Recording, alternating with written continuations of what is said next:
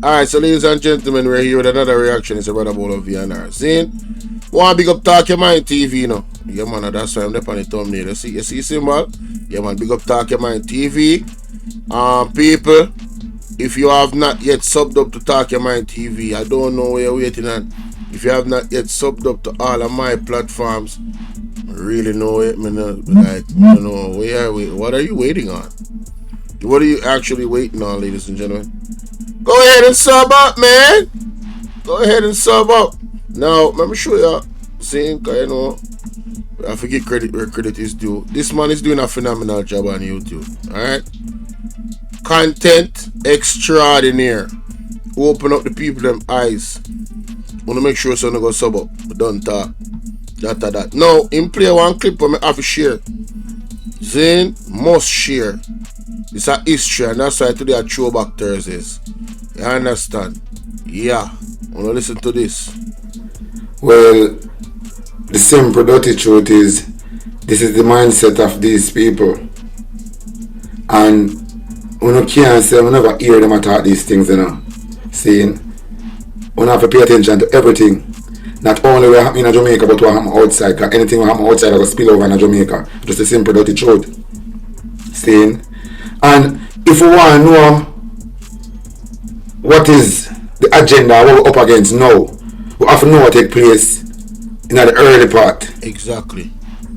We have to know what take place. We have to know the history. Exactly. What we're fighting for. Exactly. We have to know in order to figure out what is really going on now. Remember. So I go jog on memory and this bridge in a name Gaddafi. Cause we hear a lot of things about Gaddafi. But who is Gaddafi? And what was Gaddafi plan for the people? And what was Gaddafi plan for Africa and a whole? Who is Gaddafi? So let us do a deep dive, a deep dive into Gaddafi and what was Gaddafi all about. Saying because we have Ibrahim Traore come up now and people are saying he's the next Gaddafi. So based on what we hear them say about Gaddafi and them classify Ibrahim Traore as the next Gaddafi, we need to know who is Gaddafi. So let us do a deep dive. Are you ready? Deep divers. I'm going to put on a pump on something because this is a very deep dive. He was dragged from a drain pipe, tortured, sodomized with a bayonet, stripped to the waist, made to suffer from an apparent gunshot wound to the head without pity, while in a pool of his own blood.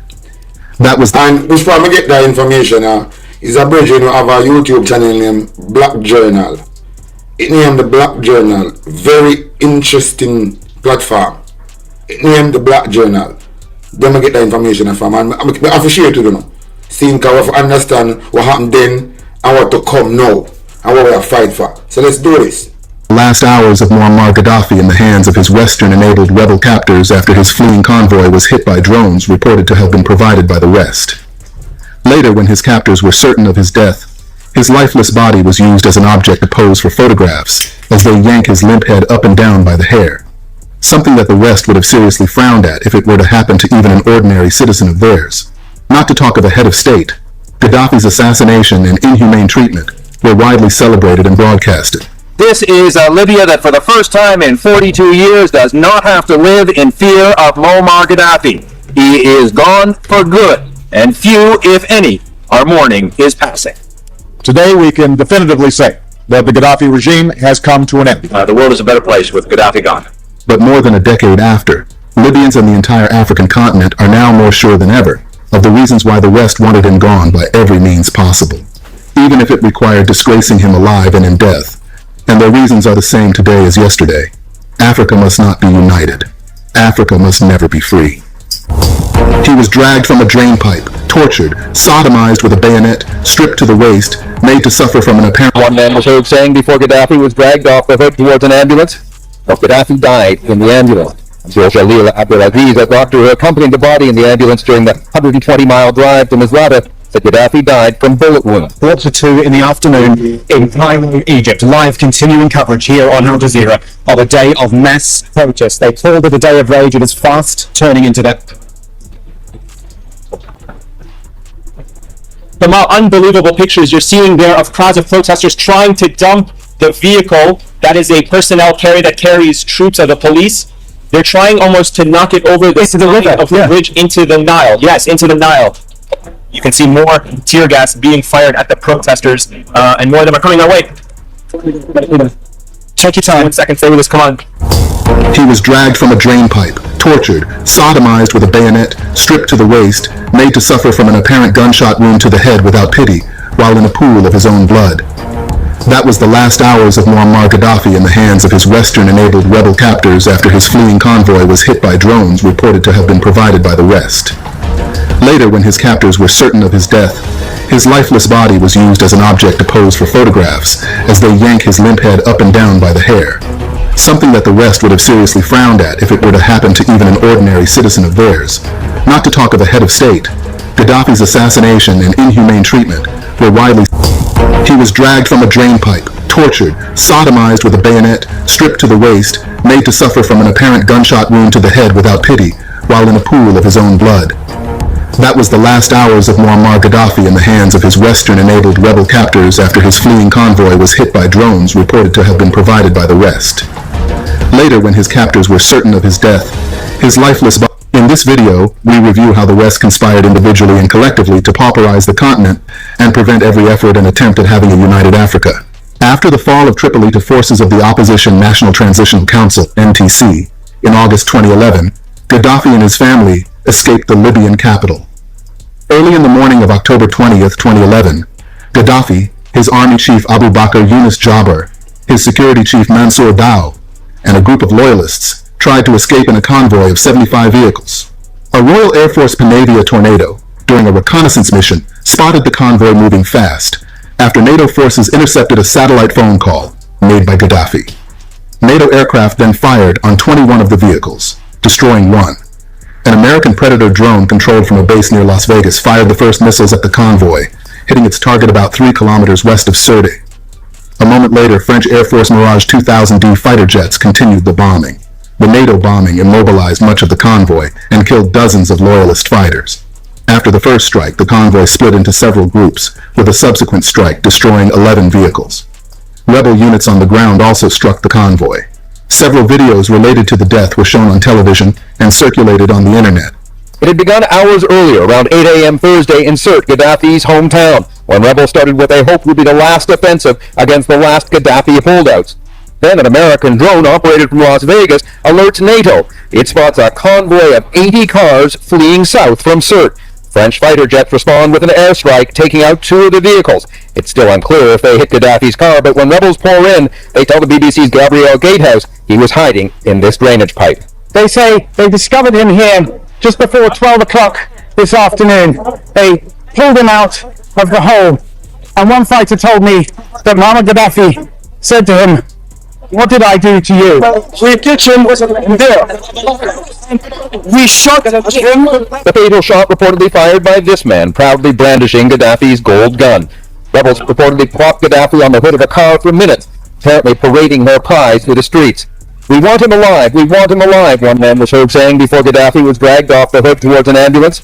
Gaddafi died in the ambulance. U.S. military officials are telling us, in fact, that it was a U.S. military Predator drone that fired a Hellfire missile directly at Muammar Gaddafi's 15-vehicle convoy. In addition, one NATO warplane also fired a rocket at that missile at that very convoy. Now, according to the officials, several of the vehicles were either struck or disabled. The rest of them scattered. Now, it appears that Muammar Gaddafi was obviously in or near one of the vehicles that was struck, and it appears that what he did was make his way to a nearby drainage pipe alongside the highway where his rebel captors eventually found him, took him into custody, and that video where we actually see him alive and in custody of those rebel forces before he apparently died somehow in an ambulance on his way from Sirte to Misrata. Now, what's interesting about this, as you know, Martin, those Predator drones are not just there to fire missiles, but their primary mission is surveillance. So it's very likely, given the kind of intense fighting over Sirte and U.S. intelligence that said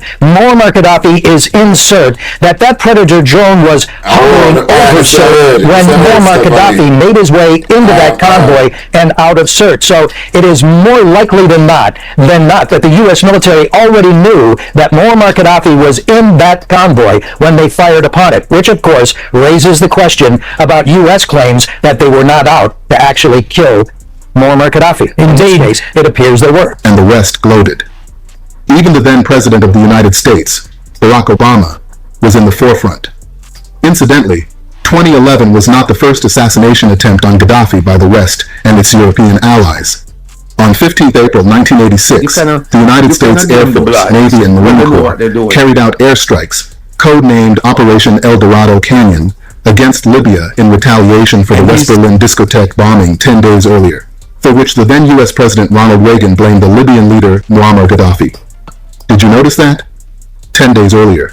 Makes room for suspicion, as was expressed in many quarters. On the Libyan side, there were 45 soldiers and officials as casualties, 15 to 30 Libyan civilians killed. One U.S. plane was shot down and 2 aircrew killed, though Libya claimed 3. One of the claimed Libyan deaths was of a baby girl, reported to be Gaddafi's daughter, Hana Gaddafi. However, there are doubts as to whether she was really killed or whether she truly existed. Even though Gaddafi was the target of the attack and was in the compound during the attack, he was able to survive. From North Africa to South, East to West, and Central, Africa has not been known to enjoy relative peace for a long period at a time. Ever since the conquest and slave trade era, with the eventual European countries meeting at the infamous Berlin Conference of 1884 to 1885 to partition and share Africa among themselves, it has been from one internal and interborder crisis to another in Africa, mostly with the hidden hands of Europe and America, and in recent times, Russia and China. The Berlin Conference, which many have classified as the worst act of injustice and human rights violations, gathered a bunch of Europeans to plot ways to divide up Africa, may not have been the start of colonialism, or conquest as many have chosen to refer to it, but it sure accelerated the process. The conference was set out to achieve 3 objectives and consequences. First was to recognize the territory that King Leopold II claimed as his private property. Isn't that intriguing? Claiming what is today known as a country with indigenous people and landowners as someone else's private property? How funny. The second objective was to recognize some existing territorial claims in different parts of Africa, while the third and most important result of the conference was to set up a way for Europeans to claim and annex whatever territory was yet unaccounted for in Africa within the first and second objectives. In a pictorial illustration of the conference, all of the elements were there. It was a conference about Africa, but happening in a room in Berlin, Germany, with 0 Africans, and only 2 of the attendees had ever stepped foot on the continent, a continent which is about 3 times larger than Europe. Instead, it was a bunch of European men representing 12 countries in Europe, plus an American representative and one from the Ottoman Empire. He was dragged from a drain pipe, torched. The room was dominated by a gigantic map of Africa. Why? Because the job the men at the conference had taken upon themselves was to divide up Africa between their respective countries. Before the Berlin Conference and then afterwards, the gruesomeness and cruelty have always been unimaginably out of this world to Africa, which they still see as personal and national conquests. But most especially in the 21st century, the sense of ownership has been more brazenly disastrous. So much so that anybody or any nation who dared to push for the idea of a united Africa must be taught a lesson. More than once, a fatal lesson. From the gruesome assassination of the likes of former Libyan ruler Muammar Gaddafi and others who have ever dared to vigorously push for the unification of Africa, to proliferation of arms and ammunitions, funding and equipping of insurrections and rebellions, coups and counter-coups, harboring dissidents and enemies of states, using international media and propagandas to misinform, disinform, instigate, and amplify crisis. The list goes on.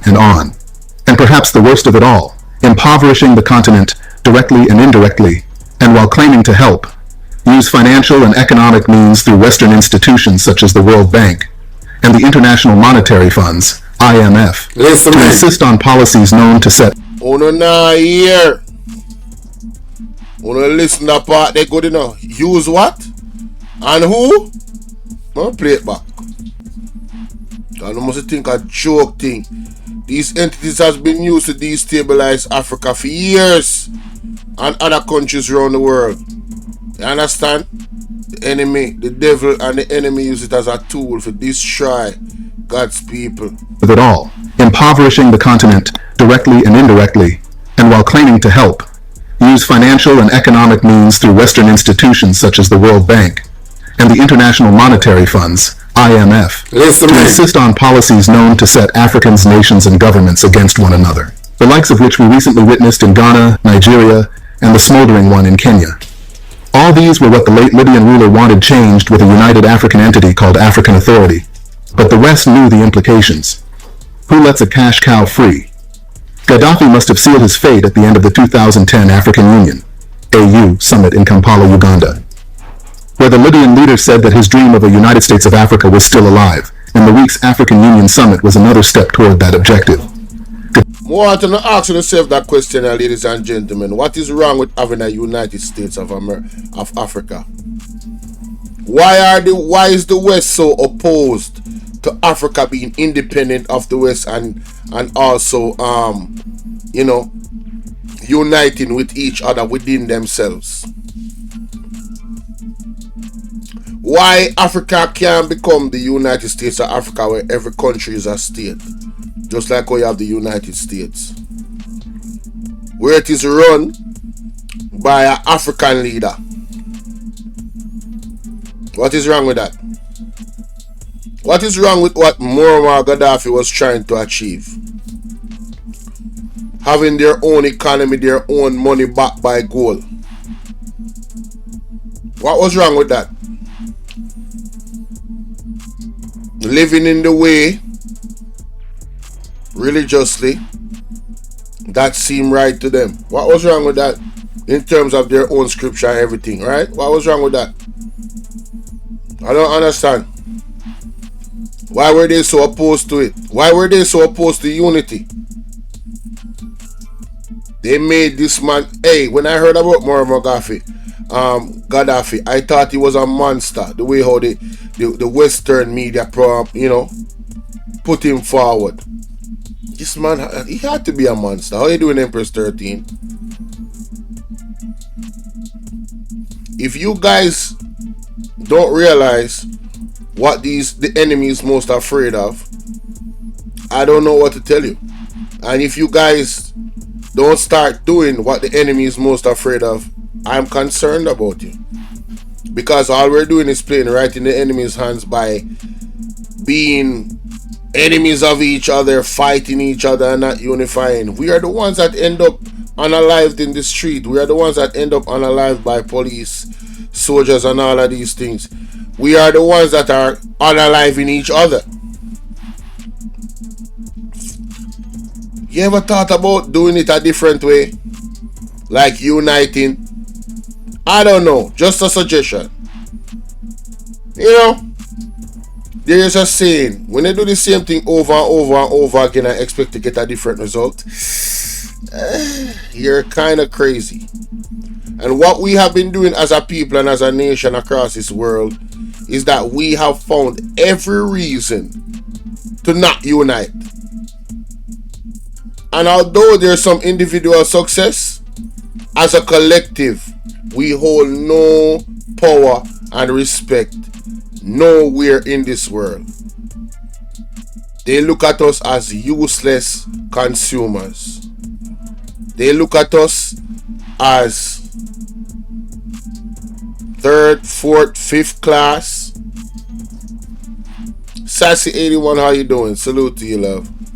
Good to see you. Well, let's continue.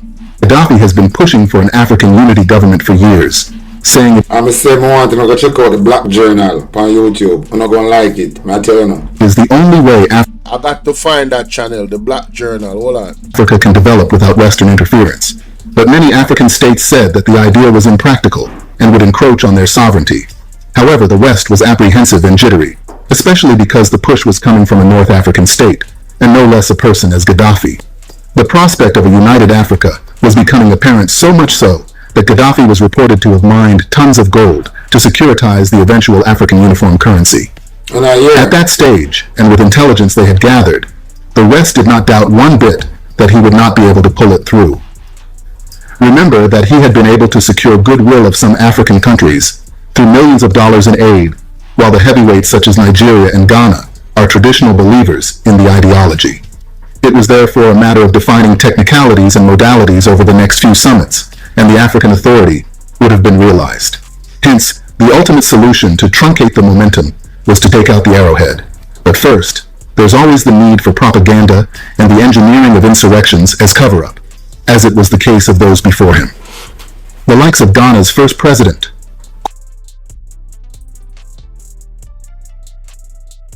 people, as you can see on your screen, this is the page, I believe. Black Journals. This is the page. See it there? I don't know if it's a recent video of Mugabe, but yeah, this looks just about like the page. Yeah, this looks just like the page. Yep, this is it. Look at these titles. Look at these, thumbnails. Look at it. Talk about all of these Europeans. Look at it. Yep, and this is not hate. This is the truth of what is happening. Right? We the ones that's suffering. We the ones that going through it. It's right there, man. Go ahead and go sub up, ladies and gentlemen. Dark Journals. Black Journals. I said dark. Lord have mercy. Black Journals. Alright? Amazing. Amazing. I love the thumbnails. The thumbnails is dope. Christmas on slave plantations. Wow, I need to watch that. Anyway, let's continue.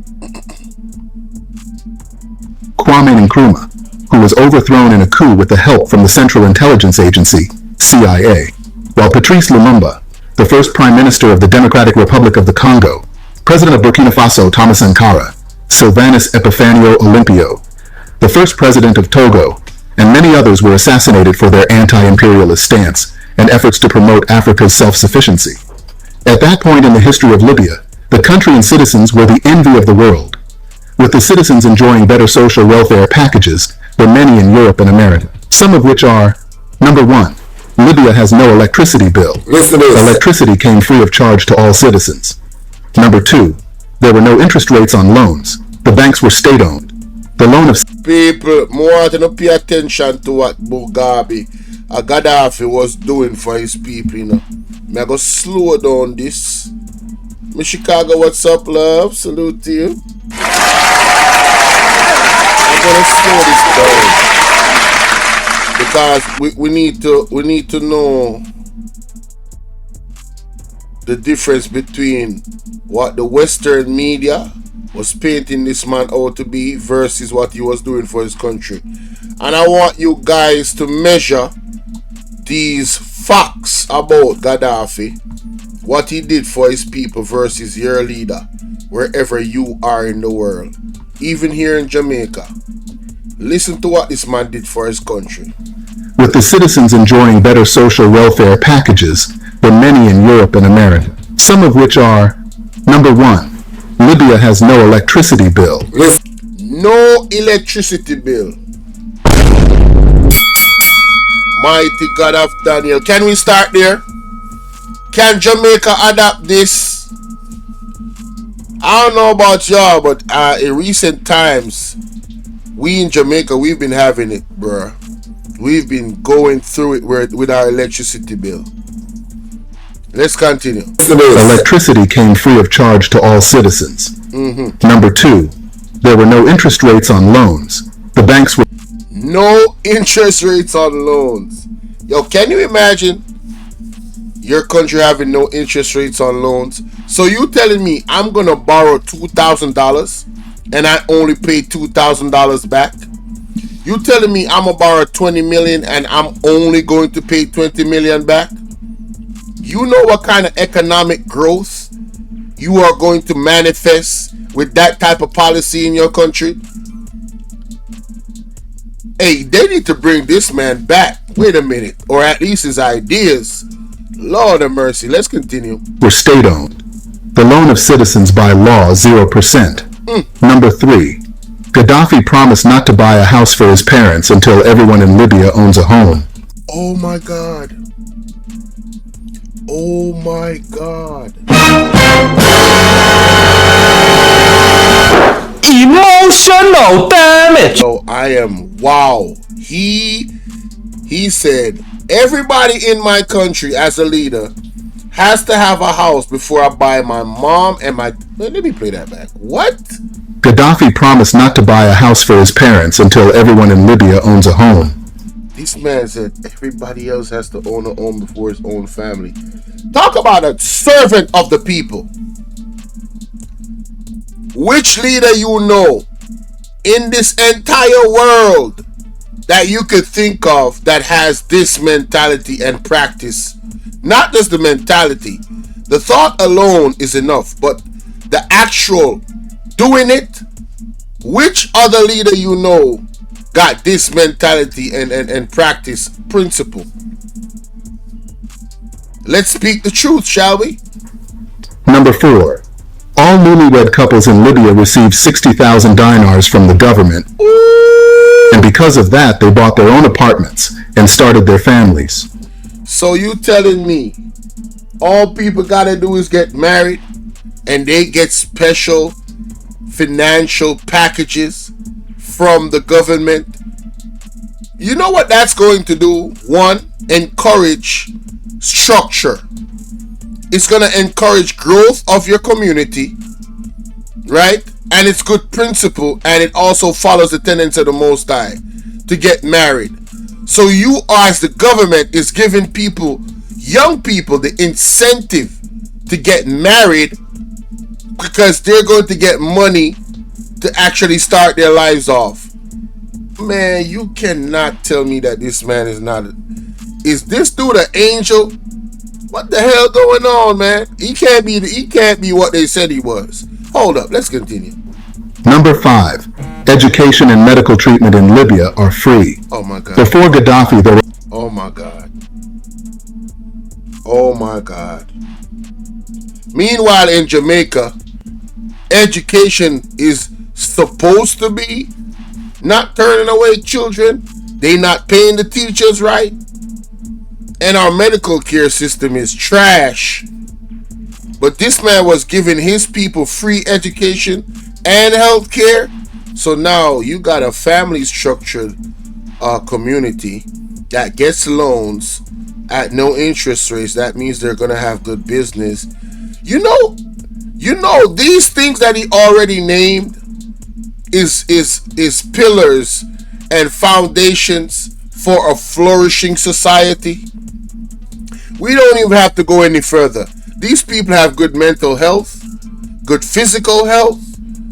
I mean, they making a lot of money. Their kids, they see a bright future, good healthcare system, free education, so they're educated. Crime where? Any crime in this country got to be orchestrated. There has to be somebody that is pulling strings for people to come against this dude. You cannot give your people all of this and you have opposition. Ain't no way, bruh. Free healthcare and education. No interest rates on loans. Free electricity.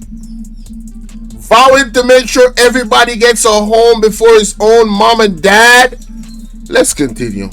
Were only 25% readers, 83% during his reign. Number 6. If Libyans wanted to live on a farm, they received free household appliances, seeds, and livestock. Oh my God. So if you want to become a farmer, you are going to get a greater incentive. He said, what? Wait a minute. We have a farming crisis in Jamaica. Mr. Mark Golden. I can't talk to the JLP because they're not going to listen. Obviously, they're on a path to destruction for this country. Mr. Mark Golden. Mr. Patterson of the UIC. Hello. This is a good idea right here. Listen to this. Started their families. Number 5. Education and medical treatment in Libya are free during his reign. Number 6. If Libyans wanted to live on a farm, they received free household appliances, seeds, and livestock. So if you wanted to live on a farm, you get free household appliances. You telling me furniture, fridge, stove, I get seeds to plant, and I get livestock? That's like Damon Crawford giving them boys goats as a gift so they can farm. If a man give you 2 goats, I'm telling you, that man is listen, he is not giving you fish. He's showing you a way how to fish, so you can always have fish, because goats are expensive. That is a major start. Major start. Wow. Let's continue. Number 7. If they cannot receive treatment in Libya, the state would fund them with $2,300+ accommodation and travel for treatment abroad. Bruh, so you telling me if I'm sick and my country don't have the facility to take care of whatever it is I need to do, maybe a surgery, they're gonna have to pay for give me how much money for accommodations? Number 8. Wait, let's play that back. Number 7. If they cannot receive treatment in Libya, the state would fund them with $2,300+ accommodation and travel for treatment abroad. Number 8. $2,300 plus accommodation and travel expenses to go abroad to get your treatment. Man, come on, bro. If you buy a car, the government finances 50% of the price. Oh, Jesus Christ. Oh, my God. Oh, my God. Everybody in Jamaica would own a car. 50%? Yo, listen, man. So you telling me in this country, when this man was alive, all I had to do was have half the money for a Range Rover? You gotta be kidding me, bro. Can somebody adopt these policies, please, in Jamaica? Please. Thank you kindly. Number 9. The price of gasoline became $0.14 per liter. You know what? I'm done. It's over. I was sold at the first 3. I'm done. You say what now? 0. What now? 9. Car, accommodation, and travel for treatment abroad. Number 8.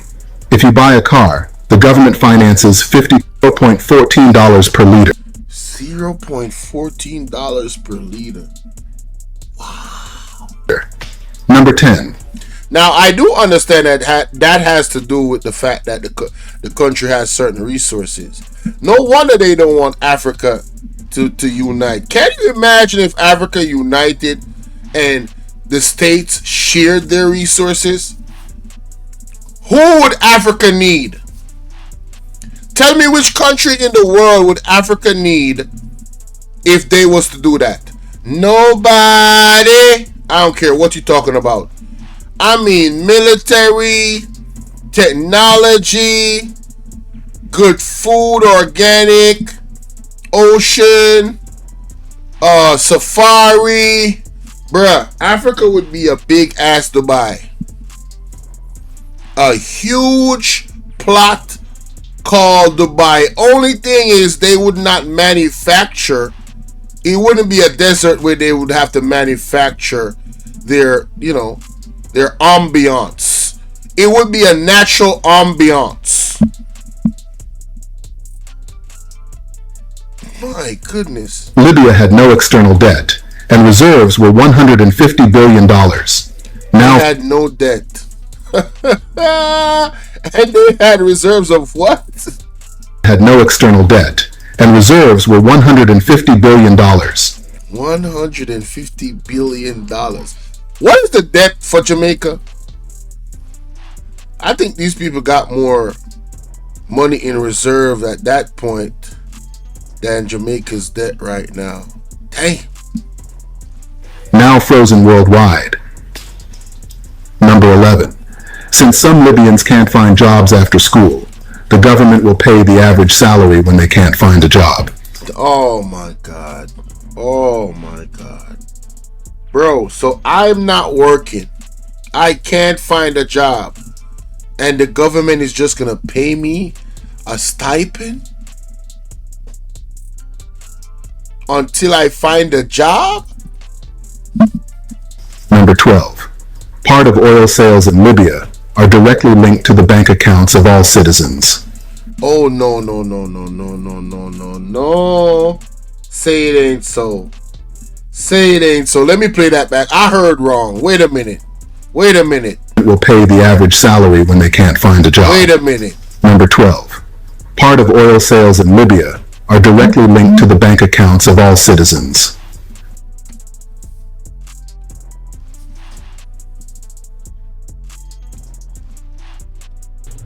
Hey, boy, ain't no fucking way, boy. I'm sorry for the curse word, but what? What? What can goes on? And that's in a good way. What? So you telling me every time they sell gas, money comes to my account? Bruh, you gotta be... Yo, man, I'm getting emotional right now, bruh. I didn't even know this reaction would take this long, bruh. I'm genuinely... I didn't listen to this entire thing. I'm genuinely... I'm in a state of shock. I wish y'all could see my face right now. What? Bro, let me... What? Hey, yo, whose mans is this, bro? Hey, who mans is this? Whose mans is Gaddafi? Oh, man. How did he come up with this stuff? Hey, you can't tell me that this man wasn't guided by God with these policies. Bruh, this coming straight from the Most High as far as I'm concerned. Ain't no way. Listen to this. Will pay the average salary when they can't find a job. Number 12. Part of oil sales in Libya are directly linked to the bank accounts of all citizens. Number 13. Hey, Geneve. The mother who gave birth to the child will receive The mother who gave birth to the child will receive $5,000.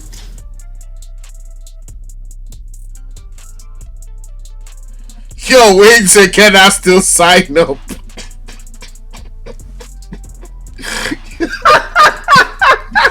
Yo, wait, bro. That is funny. Yo, buddy. bro. Yo, I ain't like, listen, man. Oh my God, that is funny. I can't, bro. This is serious. Citizens. Number 13. The mother who gave birth to the child will receive No, Jamaica has an issue with birth rates. I bet you any money you start telling these women that if you give birth, right, and it's not about you giving birth and giving up the baby. We're talking about you genuinely, right, have a baby and you married. We're going to give you 2 million Jamaican dollars. Hey, listen, or even $1 million. His bodyguards was all women. This Gaddafi sounds like my type of dude, man. Nah, seriously. Listen, let me tell y'all something. Y'all don't know this about me, but I always said to myself, if I was to gain certain levels of wealth, my bodyguards would be all women. I don't want no dudes around me. No disrespect to the dudes. Y'all know how to do y'all thing. Alright? But with a female around you, that is like, you know what I'm saying, higher levels in terms of their job and their intuition. Oh, there's gonna be a different level of connection with who they protected. And I'm telling you, in my mind, they're gonna protect me on another level than any dude would. Any dude. Man, Gaddafi sound like my type of dude, man. Hey, shot, man. R.I.P. to Gaddafi, man. Wow. The mother who gave birth to the... So $1 million for every birth. Man, listen, these girls would be definitely getting married. I could tell you that. Them babies would be every baby. Whoo! Child will receive $5,000. Number 14. 40 loaves of bread cost $0.15. 40 loaves of bread. Okay. So you guys are fed over there. Okay. Number 15. 25% of Libyans had all a listener diplomas. 25% had diplomas. Education is free, so I can see. Okay. Number 16. Okay. Gaddafi has implemented the world's biggest irrigation project known as the Big Man Project to ensure water availability in the desert. Now, look at Jamaica, the land of wood and water. And this government is talking about giving people drums. Black drums. Instead of investing in there is no reason, you know. Listen, I don't like to compare, but there's really no reason for Jamaica to have a water problem. It is clear negligence. Ariana, what's going on? It is bad governance. It is negligence, and I believe it's being done on purpose. There's no reason why every single person in Jamaica shouldn't have access to water. No reason whatsoever. These people live in the desert. In the desert. And they're making a way for everybody to access water. What is our excuse? We're spoiled. These guys are wicked. The government of Jamaica is wicked. In spite of all these and more, the West demonized Gaddafi, calling him a dictator. Man, listen, I don't care what they talking about, man. Salute, hey, salute to Gaddafi, bro. I don't know what they're doing. I'm not gonna play any more of that. What I'm gonna play this part right here. Cause you know what I'm saying? Hey, listen, man. Oh, wait a minute. Did I already have it queued up? Oh yeah, I already had it queued up. Okay. I want y'all to listen to Louis Farrakhan. Just a small clip. I'm going to play it all the way through of what he had to say about Gaddafi's death. To be treated well after my death. The Libyan people should protect its identity, achievements, history, and the honorable image of its ancestors and heroes. The Libyan people should not relinquish the sacrifices of the free and best people. I call on my supporters to continue the resistance and fight any foreign aggressor against Libya today, tomorrow, and always.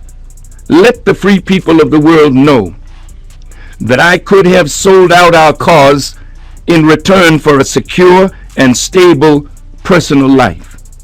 I received many offers to this effect, but chose to be at the vanguard of the confrontation as a badge of duty and honor. Wait, what? Man, I just got this. What? He's reading something that Gaddafi said to his people. Secure and stable always. Let the free people of the world know that I could have sold out our cause in return for a secure and stable personal life. Oh my God, I don't disbelieve him. He had to be approached to sell out his country. This man really, he gave up his life, man. He gave it all for it, man. Hey, man, God bless that man's soul, man. Wow. I received many offers to this effect, but chose to be at the vanguard of the confrontation as a badge of duty and honor. Shout out to Ariana. She said, this is the temptation that holiness just could not resist. Exactly. This is what we have to be concerned about with our leaders. You know, the devil comes and gives them these offers for them to sell us out. And will they take it? Have they taken it? And if they have, what deal did they sign with the devil? Man, we need men of God and principle. You know what I'm saying? To be in leadership, man. Yes, strong men of God, man. That's going to do right by God, which essentially is doing right by people. You know, the people. That's why we got to pray that God's will be done here on earth, because, man, oh man, boy. Even if we do not win immediately, we will provide a lesson to future generations that choosing to protect the nation is an honor, and selling it out is the greatest betrayal that history will forever remember. So you telling me this man was seeing beyond his life, understanding the sacrifices that he was going to make, what was with his life, just to stand on business? Sounds like a stand-up dude to me. Can we get a round of applause for Gaddafi? Can we get an applause for Gaddafi? I'm talking about, man. Shout out to KD. Man, listen, he already knew. But he's like, yeah, it's all good, man. Hey, you know, we got to stand on business. Got to stand on business. Wow, wow, wow. And I'm trying to tell you, boy. However, they try to portray this. This was the end of his will. He was killed. Oh, so he was reading out Gaddafi's will. Man, I gotta play that back. I gotta play that from the start. Wow. It's powerful. Sometime yesterday. As you know, Brother Muammar Gaddafi was offered asylum in other countries. He refused to leave Libya. And as you know, he said he would be martyred in Libya. This is where he lived. This is where he would fight. And this is where he would die. Oh, that's a man right there, bruh. Man, what? Man, come on, bruh. Come on, bruh. Come on, bruh. Hey, the truth? Listen, man, when you leave this earth and you standing on the truth, your honor will be pushed out in the truth. I'm talking about big salute to Gaddafi on this platform. I don't care what nobody talking about. Do you hear what this man was doing for his people? And you telling me even in death, we're finding out that this man stood on business to the ultimate level? Come on, listen to this. So I'd like to read this will. Please do. And I want you to listen carefully to his words. Listen to this. He said, "This is my will. I, Muammar bin Mudabir bin Muhammad bin Abdussalam bin Humaid bin Abu Manya bin Humaid bin Nail al-Fusi Gaddafi, do swear that there is no God but Allah, and that Muhammad is his messenger. Peace be upon him. I pledge that I will die as a Muslim." This was written on the 17th of October. He said, "Should I be killed, I would like to be buried according to Muslim rituals in the clothes I was wearing at the time of my death, but with my body unwashed in the cemetery of Sirte next to my family and relatives. I would like that my family, especially the women and children, to be treated well after my death. The Libyan people should protect its identity, achievements, history, and the honorable image of its ancestors and heroes.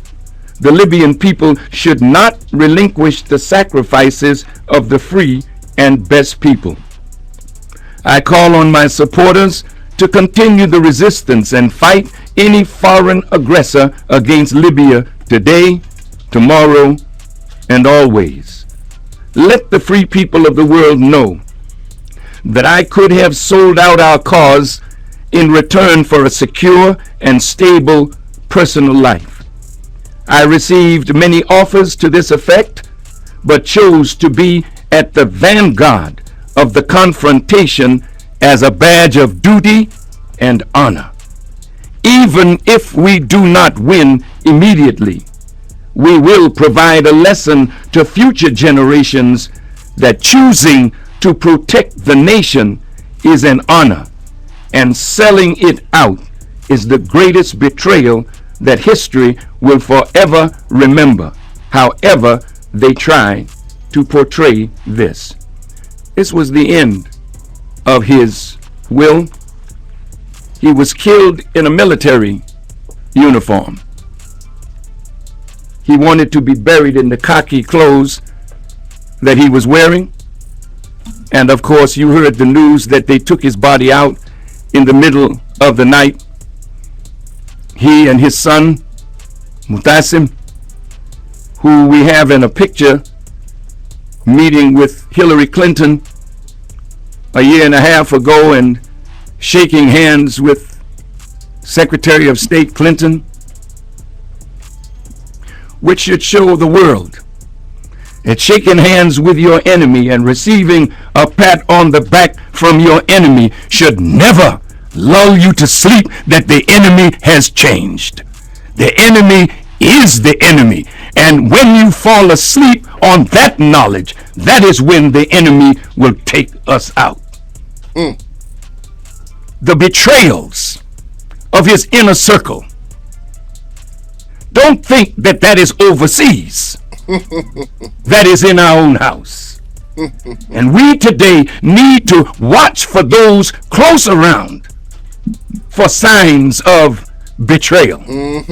Because it is written in the scriptures of the Bible that in the last days perilous times will come. Remember that.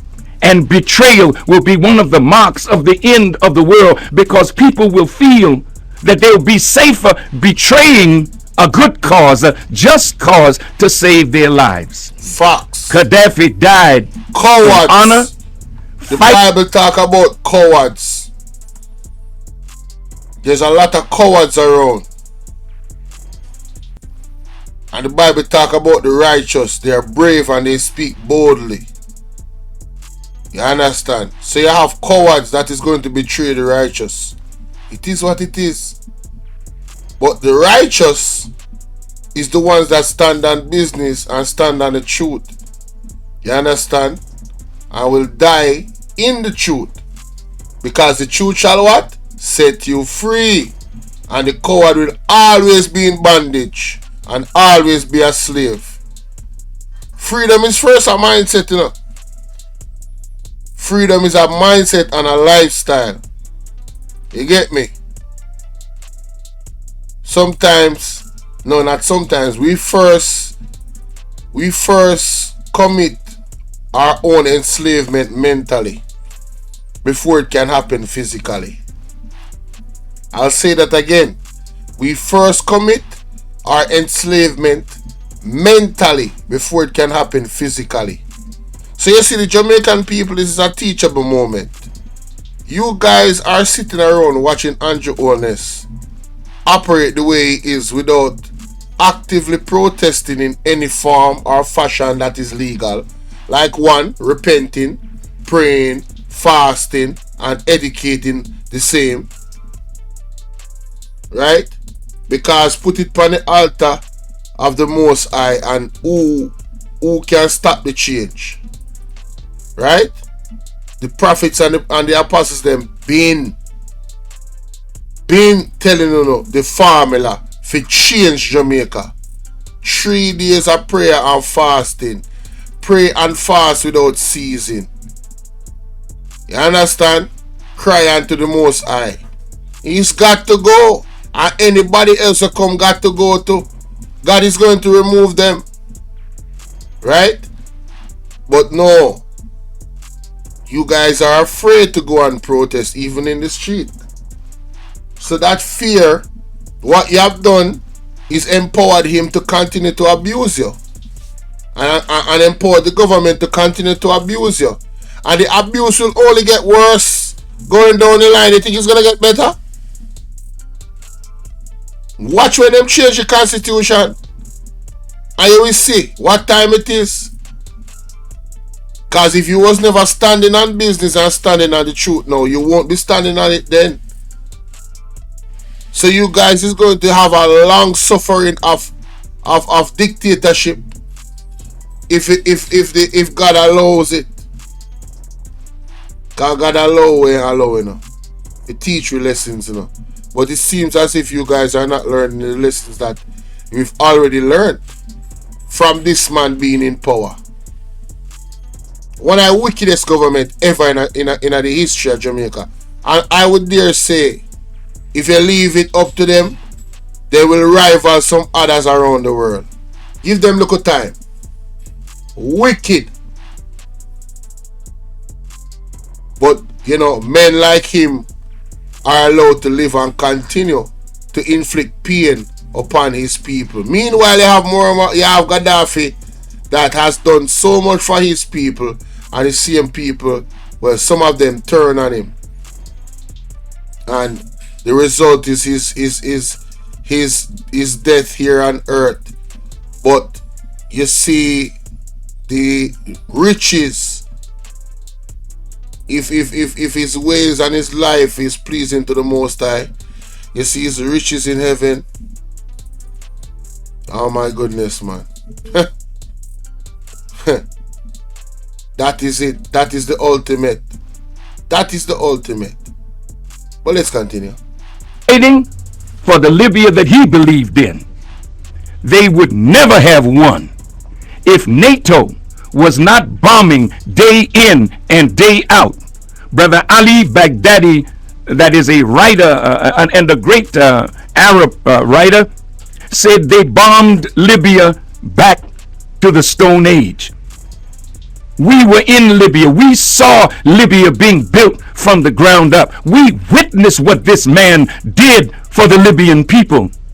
And for NATO to have bombed it like this, watch for Halliburton, watch for Bechtel, watch for the vultures of London, England, and France, and others trying to rebuild the infrastructure that they purposely destroyed, which is against international law.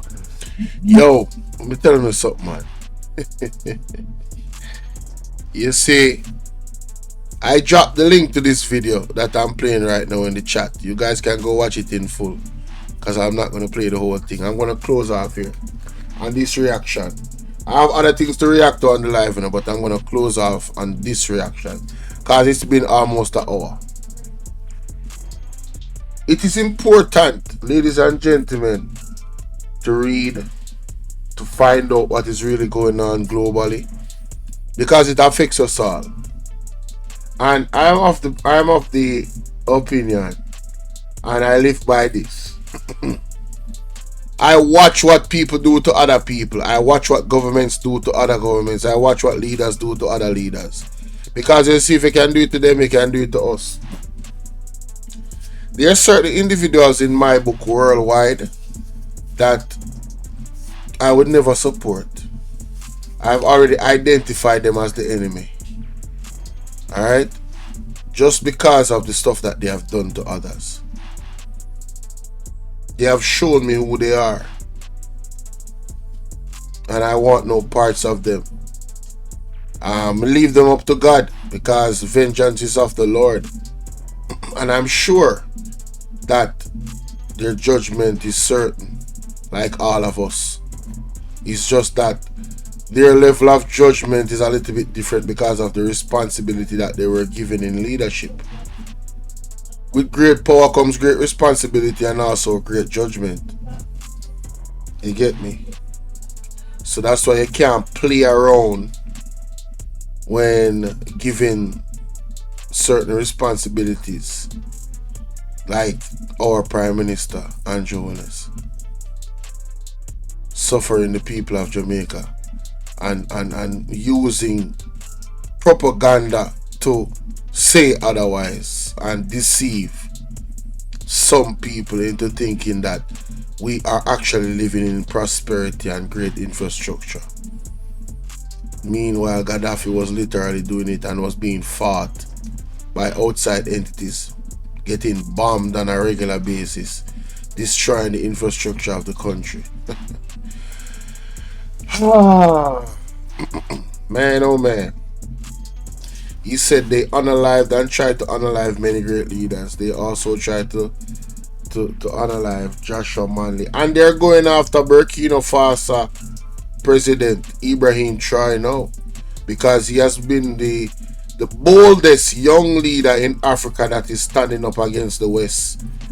I pray for that man and his family's safety. I pray for the Burkina Faso people, and I pray for Africa that they will rise with God's favor and stand up against the beast wherever the beast is attacking from.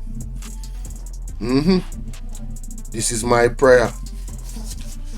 Anyway, that is that for that. Let me know what you think in the comment section. Zane. On to the next one.